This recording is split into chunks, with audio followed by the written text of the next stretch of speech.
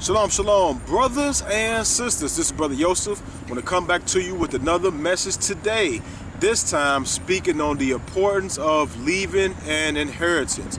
All right, now, for those of you that are new to the channel, click that subscribe button, click the bell button for notifications so that you can be updated on these wisdom lessons. All right, so today I want to speak on leaving an inheritance, and this may mainly resonate more with the men. All right, but if you are a woman and you have allotments, properties, land, different things of that nature, all right, or you may not have a husband and you want to still leave a legacy and leave an inheritance to your family, this video could be for you as well. All right, so one of the things that happens commonly among our people is that individuals, they die, and at their death, what individuals happen to do during the time of grieving and mourning, individuals, they start a GoFundMe page. And we are in a time and a place now to where individuals have made this a common thing. It is not supposed to be so. We are supposed to be pouring into the lives of having things set in place so that when a loved one passes, someone go on to be, go on to rest or go on to meet with the Most High, that the individuals that are left behind are not, in distraught, and that's when a lot of things happen. Once some individuals pass, family members, they start fighting. Individuals or items, things that wasn't even that important at first, they become important when individuals die. So one of the things that we want to talk about leaving an inheritance, of course, we're already on that subject right now, is getting a will set in place. All right, so that's a good, wise thing for individuals that's out there. You don't have your ducks in a row. You don't have your piece of paper spelled out so that everything can be in place for when you do actually pass on, that no one has to argue, no one has to fight, and you can have everything allotted out to go to everywhere it needs to go. All right, so before I even speak on anything else further, I want to go ahead and go into the scriptures. Proverbs chapter 13 and verse 22. It says that a good man leaves an inheritance to his children's children, and the wealth of the sinner is stored up for the just. All right, so the scripture says that a good man leaves an inheritance to his children's children. How many of us out here are leaving an inheritance to our children? Not just our children's children, but leaving an inheritance to our children, our children's children. So this is what a lot of us men, we have to work on this right here. All right, and one of the easiest ways that I've been able to come across and being able to leave an inheritance to your children's children, we talked about one of them is getting a will. All right, if you are an individual that have assets, you want to put that into a piece of paper. So many individuals, because they feel like they are in some good to decent shape or some excellent health, they feel like, well, I get back to that, I don't have to do it right now. Some individuals, because of finances, they use that as an excuse not to get their ducks in a row.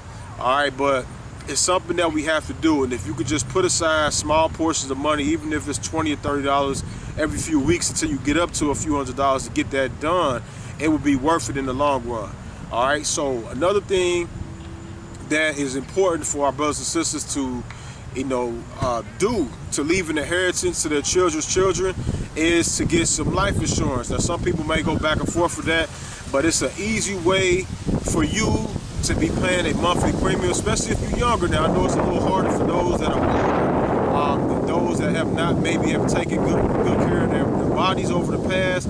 They might not even qualify to get life insurance. But individuals that are younger, individuals that are still in some relatively good shape, or they can qualify for life insurance. Individuals could be paying $20 to $60, $70, $80 a month or even more, and you can get you almost $1 million life insurance policy. So what that does is that when you do pass, if you're a man and you're married, you got a wife and you got some children behind, you can already set them up. So if something happens to you, you pass on, of course, your wife and your children don't want you to pass. Or if it's the other way around, women can get things set up for a man too. All right, so I know sometimes we always harp on the man putting something in place just in case he passes in the woman, but there are situations where the woman can get her stuff in order, so if she passes, the man can be set up. nicely. All right, that's just a situation, a conversation for the married people to have, and for those of you that are subscribing to become married, that's a conversation you want to have. All right, is do you see the value in some life insurance? So if a man passed, he could leave his wife, his children, $1 million policy. And as long as it reaches the certain stipulations and different things within the clause of the insurance, then that person can be set up right there. All right, and of course we don't want to look forward. None of us don't want to have these conversations about passing and dying, but it's a conversation that we have to have. It says that in the book of Hebrews that we all should live once, and then after that we shall all die once, and after that is the judgment. All right, it's appointed for men to die once. After that is the judgment. All right, so these are things that we have to have conversations about, and we don't have these conversations enough definitely amongst the people that I'm connected to within the nation as a whole. These are things that we need to start speaking on, conversing about. When we go back to the book of Genesis, for those of you that read the Bible, you know that the great patriarch Abraham, when he was getting older in age, he called his children, all right, and he allotted certain possessions and things and properties to different ones. But Isaac was the one, because he was the chosen one that received the majority of Abraham's possessions. But Abraham was setting him up. He left an inheritance. He set him up to give to his children's children. And as you see, Isaac, when Jacob was going down to Laban or Laban, or you look at the book of Yashar, the upright, you see that Isaac bestowed goods and material possessions upon him. So Abraham, sowing into Isaac, was able to sow into Jacob. A good man leaves an inheritance to his children's children. All right, you see that Jacob, upon his time of dying, he was able to lay his hands and pronounce blessings or barakahs upon his children, so that his grandchildren will be set up. All right, so we talked about a will, we talked about life insurance. These are just some of the things that we could be doing. All right, you got trust, you got businesses. All right, there are individuals out here that are doing some great things in the world of business. You can set your children up to inherit your profitable business. It probably don't be a good thing they're trying to sign your business over to your children if your business is in debt, or if your business is struggling, or if it's going to put a greater strain on your family. All right, because we already do that anyway. We leave our families behind with debt and disappointment. So we have an opportunity for those of you that are not just with the doom and gloom thinking, that's just all you can think about is just the world is coming to an end or the economy's about to crash. For those of you that have a mindset to think beyond that, all right, you have opportunities to where you can even borrow from your life insurance. Borrow from it, all right, use that money to generate more cash flow while you're still alive, and double, triple that money, and you could give it to your spouse or put it into a trust or put it into a will, and so that, yes, your surviving spouse may get less of that because you took some of it out to make more money off of it, but you done made more money while you were still living. All right, so that's another topic for another day. But these are just some of the things, all right, that you want to be able to participate in. Leaving your children land. This is one of the best things that we can do as men. All right, leaders of our household is to go and acquire land.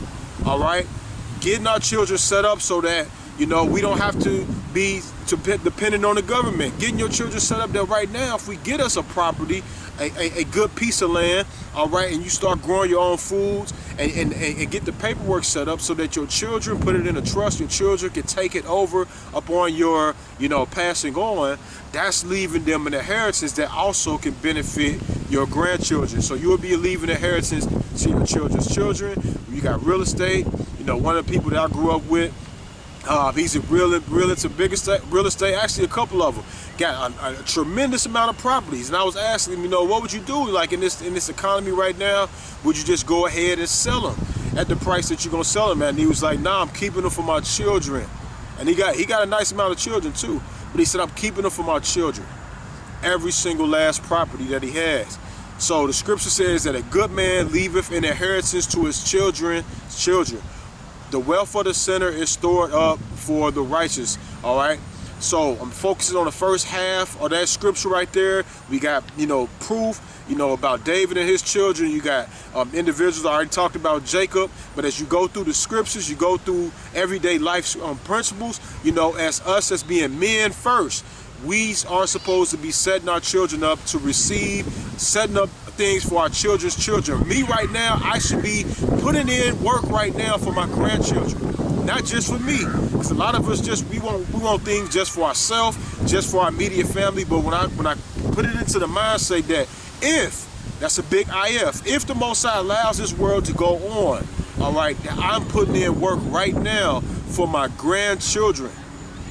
All right, something to think about. So it's time to stop being selfish. It's time to get our ducks in a row. It's time for us to get our situations set up, get the proper things allotted, get our territories, our lands, our houses, written down on a piece of paper, a legal document, so that individuals in our families can know what we want when it's time for us to pass on.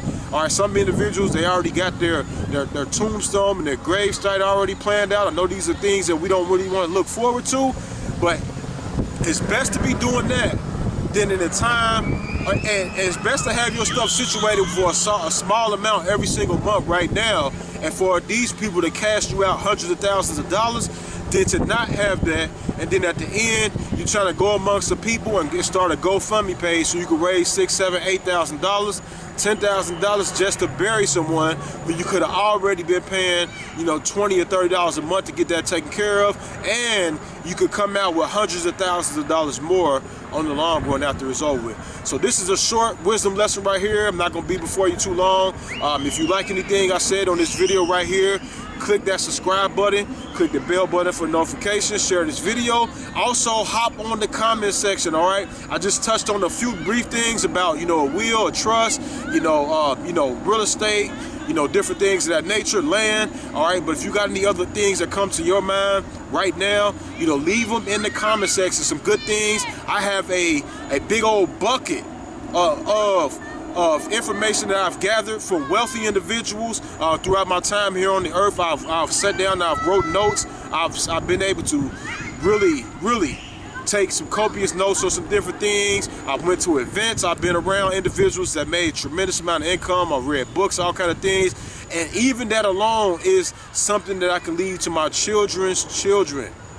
All right, even some of the investments, all right, that I'm starting to get into, these are things that we can lead to our children's children. So I'm just praying that you have the wherewithal and the mindset to have the same thing going on, and not just saying, well, it don't matter about my children's children because we're not going to be here. It don't matter. This world is going to end here next year. This world is going to end in 2 years, all right, and you don't put nothing to the side, not just for yourself and your family, but for your next generation, all right, you'll be doing them a disservice. All right, these individuals in the scriptures, like whether it was Job or Abraham or other individuals who had a good name, they were putting aside things for their children, and I will go on to say their children's children. So I pray the Most High be with each and every single one of you. Until the next time we meet again, I say, Shalom.